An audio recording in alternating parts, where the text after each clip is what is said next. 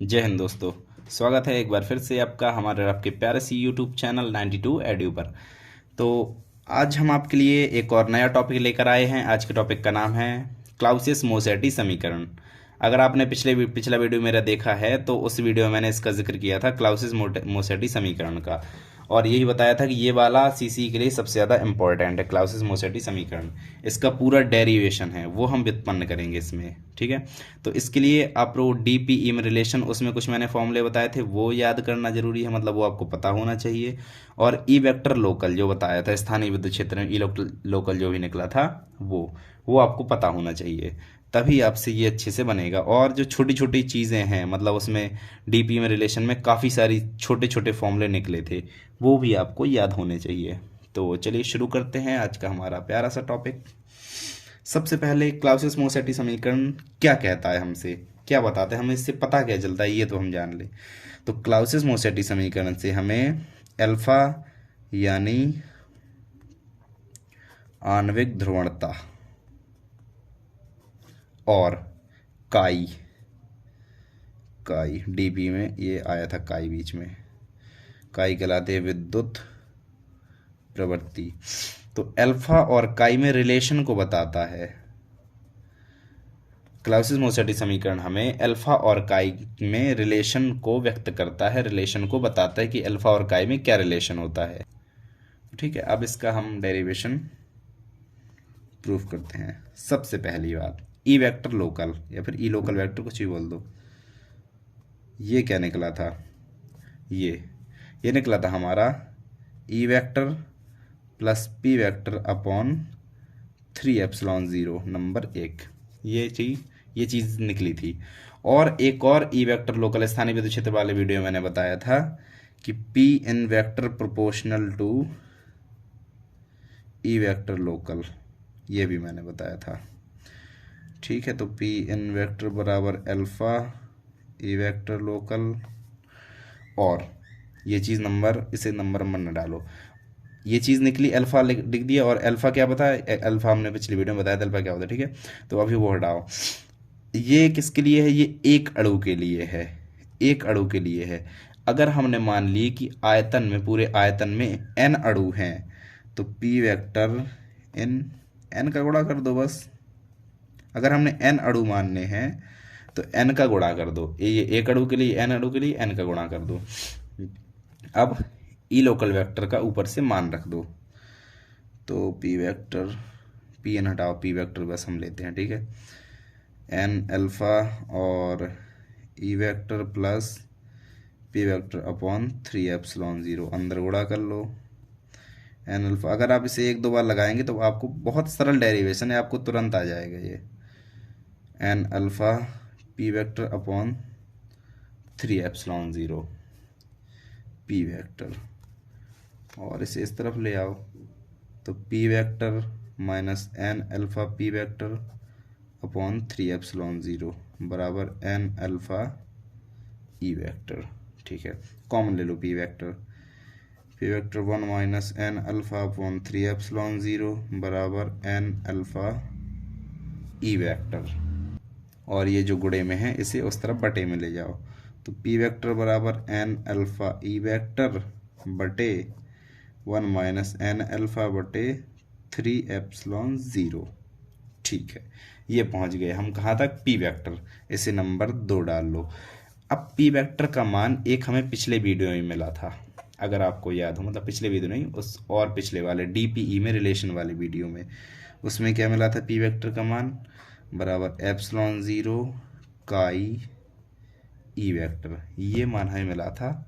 ध्यान से देख लो, ये मान है पिछले वो डीपी में रिलेशन वाले वीडियो में मिला था, तो ध्यान से देखते जाना। अभी मैं यहाँ ये किया, अब बगल में लिखूंगा, मतलब इसी को सॉल्व करूंगा आगे, ताकि पेज की बचत हो जाए, ठीक है। तो बस यहाँ पे अब हम करते हैं इसे सॉल्व।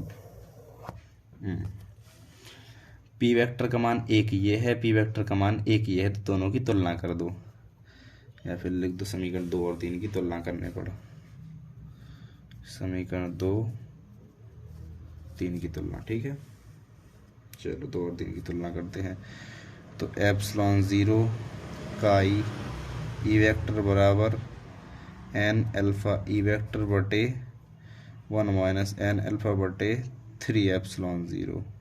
ठीक है, ई वेक्टर से वेक्टर ख़त्म हो गया और एप्सिलॉन 0 को नीचे भेज दो तो काई का मान आ जाएगा, काई बराबर एन अल्फा बटे एप्सिलॉन 0 1 माइनस एन अल्फा बटे 3 एप्सिलॉन 0। ठीक है, ये किस में रिलेशन हो गया, जिसमें हमें देखना था अल्फा और काई में। अल्फा और काई में ये चीज़, ये रिलेशन दर्शाती। अभी क्लाउसियस मोसेटी समीकरण व्युत्पन्न नहीं हुआ।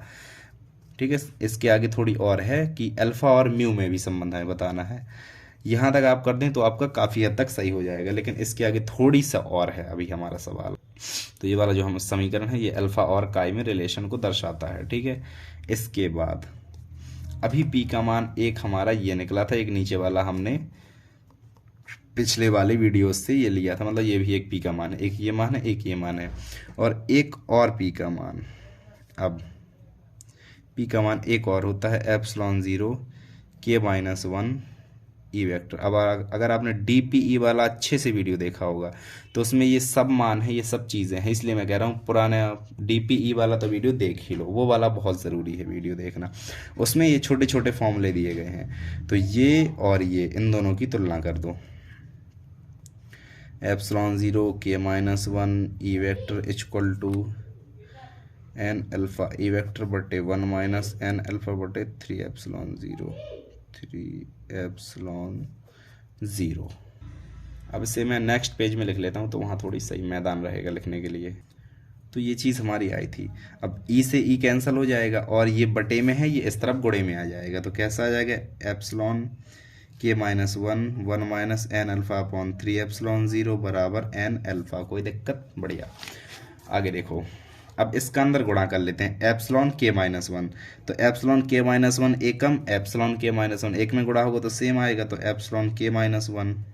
ठीक है, माइनस, अब एप्सिलॉन के माइनस 1 के एप्सिलॉन से एप्सिलॉन कट जाएगा, क्या बचेगा एन अल्फा अपॉन 3 एप्सिलॉन, या फिर अभी नहीं काटो, डायरेक्ट बाद में काट देंगे, epsilon K minus 1 N alpha upon 3 epsilon, epsilon से एप्सिलॉन कट जाएगा बराबर एन अल्फा। ठीक है,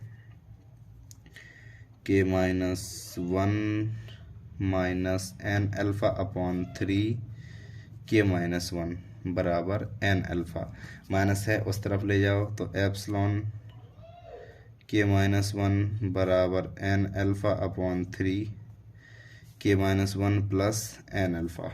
ठीक है, और एन अल्फा को यहाँ से हम कॉमन ले लेते हैं, कॉमन आउट कर लो, तो के माइनस 1 अपॉन 3, एक सेकेंड, हाउ के minus 1 upon 3, K minus 1 upon 3 यहाँ से बचा, यहाँ से प्लस 1 बचा, एन अल्फा हमने कॉमन ले लिया। अब यहाँ से के प्लस 2 अपॉन 3 आएगा, करके देख लो, एलसीएम ले लो यार, 3 माइनस 1 2। ठीक है, K plus 2 upon 3 N alpha epsilon K minus 1। ठीक है, एप्सिलॉन के माइनस 1। इसके बाद हमें किसका मान चाहिए, हमें चाहिए अल्फ़ा का मान, तो और थोड़े इन्हें भेज लो, यहाँ वहाँ भेज लो कहीं, तो ये यहाँ आएगा 3 एप्सिलॉन के माइनस 1 अपॉन के प्लस 2 नीचे आएगा और एन भी नीचे आएगा बराबर अल्फ़ा। इसे थोड़ी अच्छे से लिख लेते हैं हम, इम्प्लाइज अल्फ़ा बराबर 3 epsilon K minus 1 upon N के प्लस 2। ठीक है, ये आ गया अल्फ़ा का मान। और अब जो के का मान होता है, मतलब म्यू, हाँ म्यू लाना था ना, तो म्यू बराबर रूट के होता है, या फिर म्यू स्क्वायर बराबर के होता है, तो के की जगह हम म्यू स्क्वायर रख देंगे। चलो, म्यू म्यू क्या कहलाता है, पराविद्युत पदार्थ का अपवर्तनांक कहलाता है म्यू। तो अल्फ़ा बराबर 3 epsilon 0 mu square minus 1 upon mu square plus 2, और यहाँ पर क्या था एन। ये है हमारा फाइनल जो फॉर्मूला हमें चाहिए था, और ये किस में रिलेशन दर्शाता है, अल्फ़ा तथा म्यू में रिलेशन। ठीक है, अल्फ़ा और म्यू में रिलेशन बताता है। तो ये हुआ हमारा क्लाउसियस मोसेटी समीकरण और इसकी व्युत्पत्ति। ये वाला टॉपिक आप अगर 1-2 बार लगाएंगे तो आपको अच्छे से आ जाएगा। हल्का थोड़ी बड़ा है लेकिन इजी टॉपिक है, थोड़ी थोड़ी फॉर्मूले आपको याद करने पड़ेंगे इसके लिए। ओके, तो इस वीडियो को हम यहीं पर एंड करते हैं। शायद इस वीडियो के साथ ये यूनिट भी खत्म हो गई, यूनिट 1। तो वीडियो देखने के लिए थैंक यू सो मच। मिलते हैं अगले टॉपिक के साथ। Bye bye.